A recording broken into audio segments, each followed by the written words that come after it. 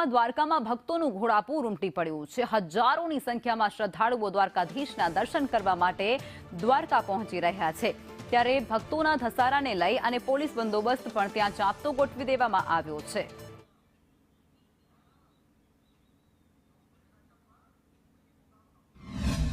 કૃષ્ણ ભગવાન દ્વારકાની નગરીમાં દિવાળી વેકેશન લઈને ભક્તોનું ઘોડાપૂર હું આપને દ્રશ્યો બતાડીશ કે આપ જોઈ શકો છો। હાલમાં ભાઈ બીજનો તહેવાર હોય અને ભગવાન દ્વારકાધીશના દર્શન કરવા ભક્તો દેશ વિદેશથી આવી પહોંચ્યા છે।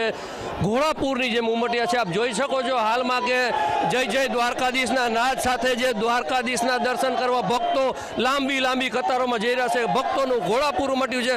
કહી શકાય કે લાખોની સંખ્યામાં હાલમાં ભગવાન દ્વારકાધીશના દર્શન કરવા ભક્તો આવી પહોંચ્યા છે।